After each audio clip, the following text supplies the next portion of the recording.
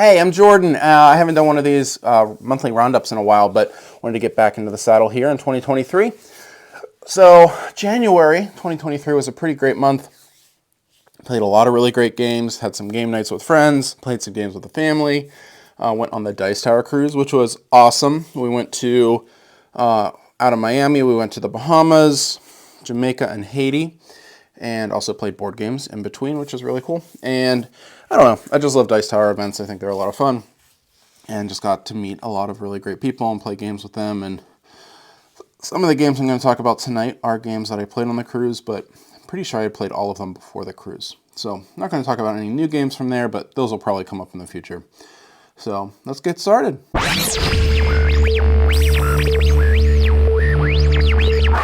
All right, so this one is a little card game that I kickstarted and it came in right before Christmas. This is Birds of a Feather. I believe this is maybe a reprint of an older game with the same title.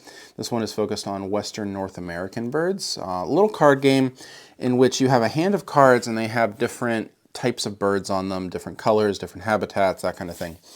And you are going to, everybody's going to play simultaneously. You put a card face down and then you all flip at the same time.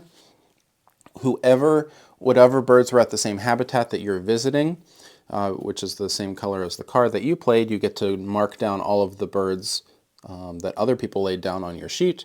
Then all those birds go in the middle, and then next one you flip over, you play another card, you visit that habitat again, and you also get to visit the cards that were stuck in the middle and the cards that were played, and then the cards in the middle are discarded and those cards enter the middle. It has an interesting cadence that way where it's just kind of you might not get a lot of the cards when you play them, but the next round you know what cards are in the middle, so you might be trying to visit those cards that are in the middle. Some of the iconography is a little not as great as I was hoping it would be, but ultimately, I mean, this is a pretty light game. It plays well at big groups. It says 1 to 7. I've never played it solo. I can't imagine I'd really want to. This feels like a game that really works well with a bigger group because you play simultaneously and you just get more options at the table. So, Birds of a Feather, if this one comes through you, I would definitely check it out. I think it was a lot of fun, especially for kind of a filler style game. Pretty quick, set collection, nice looking birds. Works really well.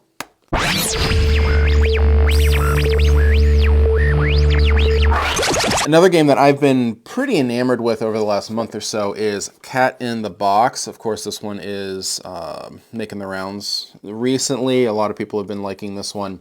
And this is a trick-taking game, which I really enjoy trick-taking games. So growing up, I played, my parents played cards with some friends of theirs every single week. Every Thursday night was cards, and they would go to a friend's house and they would play spades every single night. And as us kids got older, we would also get to sub into these spade games. And so I grew up playing a lot of spades. And so trick-taking games are really kind of near and dear to my heart. And I really enjoy playing them. And so Cat in the Box is it has a very similar core to a game like spades. You are bidding. How many tricks are you going to win? You are playing cards. Highest card wins. There is a trump suit that never changes. In this one, it's red. In spades, of course, it's spades. And you are trying to win these tricks. What makes the game, what kind of takes that trick-taking thing and like turn it right on its ear, is that all of the cards in the game are black. And when you play the card, you're going to put a token on this shared board that has all the numbers and colors on there. And when I play a 4, I'm going to say that's a blue 4, so I cover the blue 4 on the board. And then the next person, of course, has to follow that, just like in a lot of trick-taking games, so they're going to play a blue 5. They're going to cover the blue 5 on the table, and then maybe the next person plays a blue 6, and they put a blue 6 on the table. And so for the rest of the round, those 3 blue cards can never be played again because they've already been played in that round of cards. And so you're just going back and forth, but it is possible towards the end of the round that a card cannot legally be played because maybe you only have numbers and all of the colors of that number have already been played. And that causes a paradox which forces you to get negative points for it. Really, really interesting, and I've enjoyed playing this with people who know trick-taking games and who are just, I don't know, into weird kind of card games. This one is not difficult to wrap your head around. I found that it is, as long as you have a basis in trick-taking games, it's almost a game where you can do like a mock round and kind of show people how it works and then actually get into play. So yeah, really enjoyed this one. Really glad I was able to get my hands on it at PAX, and I've really enjoyed teaching this to people. My first game of it with some friends was terrible because we had one rule wrong, and I can't honestly remember even what the rule was, but it was a pretty bad play of it, and I figured out what the rule was, and every game since then has been just fire. So that's Cat in the Box. Really highly recommended for me. Love this one.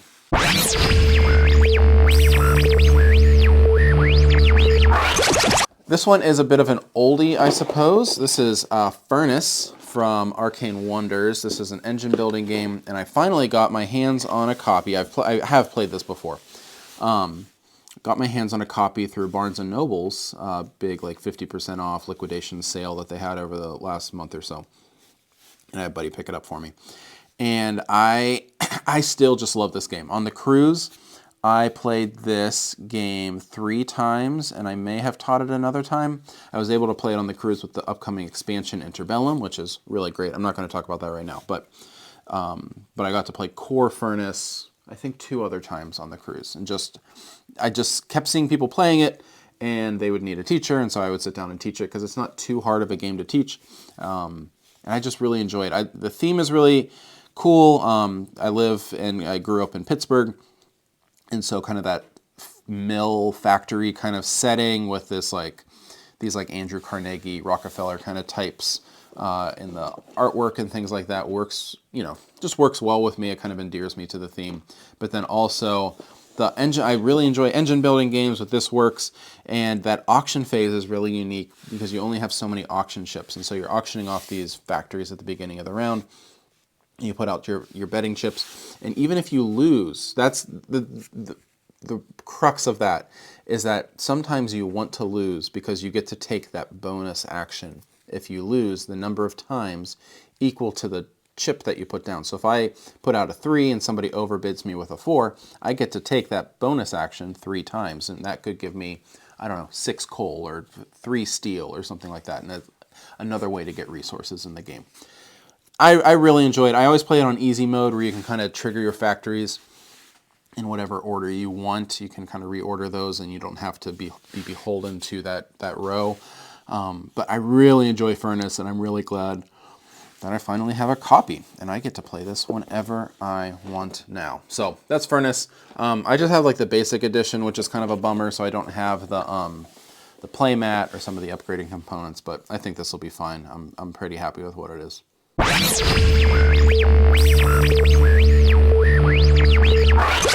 right, and then lastly, I said Cat in the Box I've been really enamored with this past month. This is the other game that's really been taking my attention, and this is Skate Summer. Now, I have a list of favorite games of the year that I will be filming in the next couple weeks, but I don't want to spoil that, but this is going to be on that list.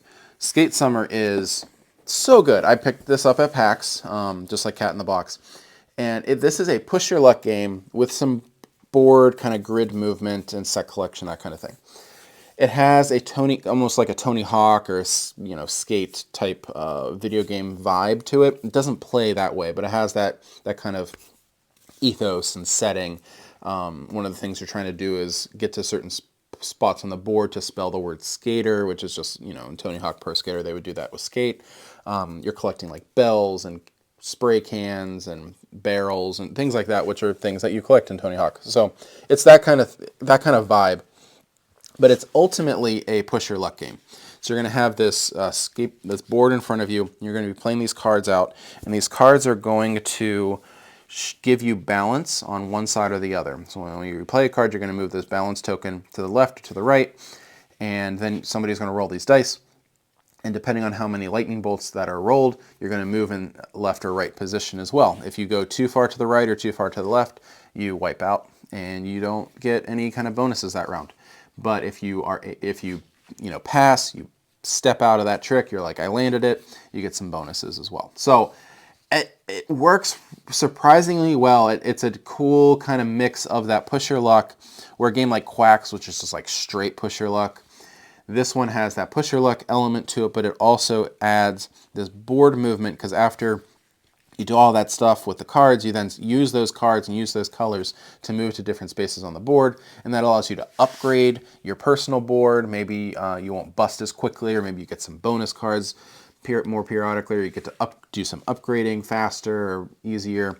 It just really sings. And I think the theming helps with that because I'm really into that. But the yeah, the whole package is really cool. I really enjoy this one. And I wish I played it earlier in the year. So that's Skate Summer.